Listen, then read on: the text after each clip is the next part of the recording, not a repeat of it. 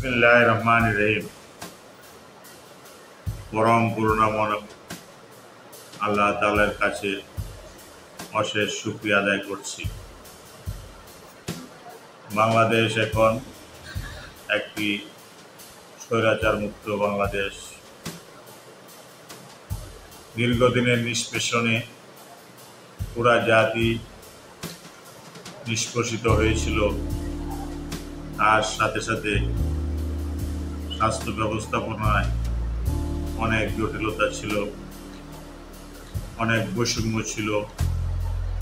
সেই বৈষম্যদের মাঝে আমাদের বাংলাদেশে নার্সিং শিক্ষা ও সার্ভিসের সবচেয়ে বেশি বৈষম্যতার শিকার হয়েছিল আমাদের শিক্ষার্থী নার্স ও কর্মজীবী নার্সগণ। দেশের বর্তমান প্রেক্ষাপটে নার্সদের ঘুরে দাঁড়ানো একান্তই প্রয়োজন। সময়ের সৈনিক যারা হবে তারাই ভবিষ্যতের কাণ্ডারি হতে পারবে। আমি আশা করছি আমার সকল স্তরের নার্স ভাই বোনেরা একত্রিত হয়ে সমস্ত ভেদাভেদ ভুলে গিয়ে, হিংসা বিদ্বেষ ভুলে গিয়ে একটি প্ল্যাটফর্মে এসে আমাদের নার্সদের দাবি আদায়ের জন্যে তারা এক বাক্যে এক কথায় বলবে, আমরা নার্সদের অধিকার চাই। তাদের ন্যায্য অধিকার আদায়ের লক্ষ্যে বাংলাদেশের নার্সিং শিক্ষা ও সার্ভিসের উন্নয়ন করতে কিছু খসড়া পরিকল্পনা প্রণয়ন করা হলো। গণপ্রজাতন্ত্রী বাংলাদেশ সরকারের অন্তর্বর্তীকালীন সরকারের মাননীয় প্রধান উপদেষ্টা ও মাননীয় স্বাস্থ্য উপদেষ্টা সমিতি বাংলাদেশের নার্সিং শিক্ষা ও সার্ভিসের উন্নয়নের কিছু প্রয়োজনীয় দাবি পেশ করা যেতে পারে। দীর্ঘদিনের পঞ্জীবিত সমস্যার মধ্যে যা আমাদের সংস্কার করা একান্ত প্রয়োজন তা হল নার্সিং ও মিডওয়াইফারি অধিদপ্তরের মহাপরিচালক থেকে পরিচালকদেরকে তাদের মূল পদে ফেরত পাঠাতে হবে। যোগ্য নার্সদেরকে তাদের স্থলাভিষিক্ত করতে হবে। মেধা সম্পন্ন উচ্চ শিক্ষিত নার্স যারা চাকরির মেয়াদ শেষ করে অবসরে এসেছেন তাদের মধ্য থেকেও অনেক উচ্চ শিক্ষিত মেধাবীদের নিয়ে অধিদপ্তরে এনে চুক্তিভিত্তিক নিয়োগ দিয়ে অধিদপ্তর চালানো যেতে পারে। আওয়ামী ঘরানার যে সমস্ত নার্স দীর্ঘদিন যাবৎ নার্সিং ও মিডওয়াইফারি অধিদপ্তর থেকে বিভিন্ন বাণিজ্য করে এসেছে তাদেরকে মফস্বল হাসপাতালে বদলি করা যেতে পারে। হাসপাতালে রোগীদের সঠিক সেবার জন্য একটি মনিটরিং সেল গঠন করতে হবে। স্বাস্থ্য অধিদপ্তরের সাথে সমন্বয় সাধন করে হাসপাতালে সেবার মান বৃদ্ধি করতে হবে, যাতে কোনো রোগী বাংলাদেশের বাইরে চিকিৎসা নিতে না যায়। বিশেষ করে বাংলাদেশের চিকিৎসা ব্যবস্থার উপরে আস্থা হারিয়ে দেশ থেকে ভারতে চিকিৎসার জন্য যেন না যায়। হাসপাতাল ব্যবস্থাপনা ও চিকিৎসা প্রণয়নের ক্ষেত্রে নার্সদের প্রতিনিধিত্ব রাখতে হবে। স্বাস্থ্য ও পরিবার কল্যাণ মন্ত্রণালয়ের অধীনস্থ সকল কমিটিতে নার্সদের প্রতিনিধিত্ব রাখতে হবে। জেলা ও উপজেলা ভিত্তিক সমস্ত কার্যক্রমে নার্সদের প্রতিনিধিত্ব রাখতে হবে। বাংলাদেশের সমস্ত কমিউনিটি ক্লিনিকে কমপক্ষে 3 জন করে নার্সদের পোস্ট ক্রিয়েট করতে হবে। বেসরকারি স্বাস্থ্যসেবা কেন্দ্রে নার্সদের মানসম্মত বেতন ভাতা দিতে হবে। দেশের বিভিন্ন হাসপাতালে স্বল্প বেতনে রেজিস্ট্রেশনবিহীন নার্স দিয়ে কাজ করানো হচ্ছে। অবিলম্বে এই সমস্ত অনিয়মতান্ত্রিক নিয়োগ বা রেজিস্ট্রেশনবিহীন নার্স নিয়োগ বন্ধ করতে হবে এবং যারা বিভিন্ন হাসপাতালে কাজ করছে তাদেরকে বিদায় দিতে হবে। কোনো ভুয়া ডাক্তার যেমন হাসপাতালে কাজ করতে পারে না, তদ্রূপ কোনো ভুয়া নার্স হাসপাতালে রোগীদের সেবা করতে পারবে না। এই বিষয়ে একটি আইন করতে হবে। সকল শ্রেণীর নার্সিং কর্মকর্তাদের পদোন্নতি ত্বরান্বিত করতে হবে।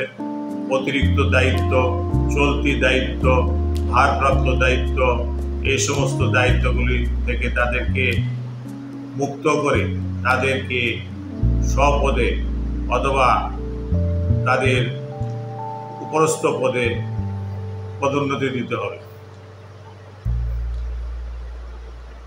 প্রতিটি হাসপাতালে রোগীদের সেবা নিশ্চিত করার লক্ষ্যে নার্স কনসালটেন্টের পদ সৃষ্টি করতে হবে।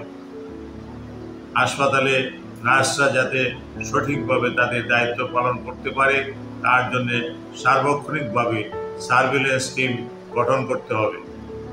সার্বক্ষণিকভাবে সার্ভিলেন্স টিম সেবা কার্যক্রম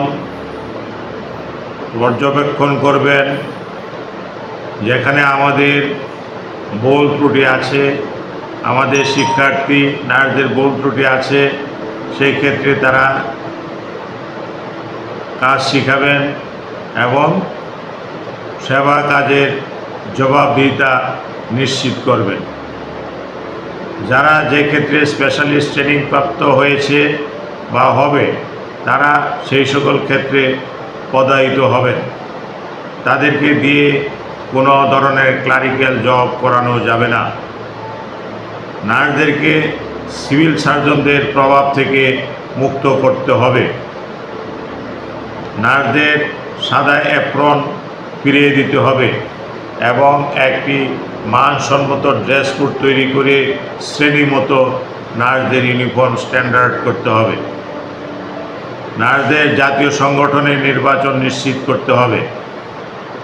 নার্সিং সেক্টরের ঘুষ, দুর্নীতি ও বদলি বাণিজ্য, পোস্টিং বাণিজ্য ইত্যাদি চিরতরে বন্ধ করতে হবে।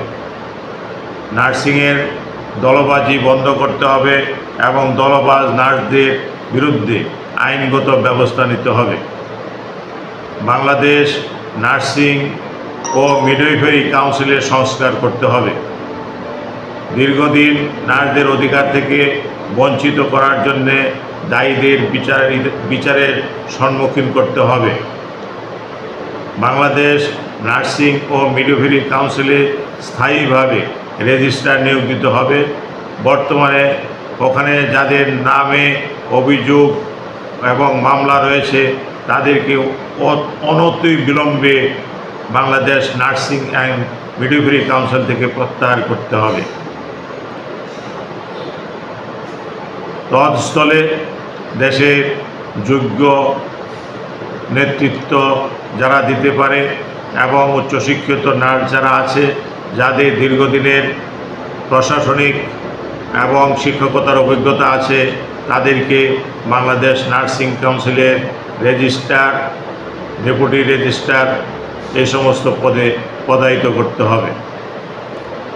বাংলাদেশে একটি নার্সিং ও মিডওয়াইফারি বিশ্ববিদ্যালয় প্রতিষ্ঠা করতে হবে। প্রাইভেট নার্সিং শিক্ষা প্রতিষ্ঠানগুলোকে মানসম্মত করতে হবে এবং এর জন্য বিদ্যমান নীতিমালা সংশোধন করতে হবে। স্টুডেন্ট নার্সদের মাসিক ভাতা বৃদ্ধি করতে হবে এবং ইন্টার্নশিপ ভাতাও বৃদ্ধি করতে হবে। নার্সিংয়ে বিসিএস ক্যাডার চালু করতে হবে। নার্সিং শিক্ষা প্রতিষ্ঠানে ভর্তি পরীক্ষার কোটা পদ্ধতি বাতিল করে নারী পুরুষ সকলকেই মেধার ভিত্তিতে ভর্তি করাতে হবে এবং চাকরি ও পদোন্নতির ক্ষেত্রেও কোটা প্রথা বাতিল করাতে হবে।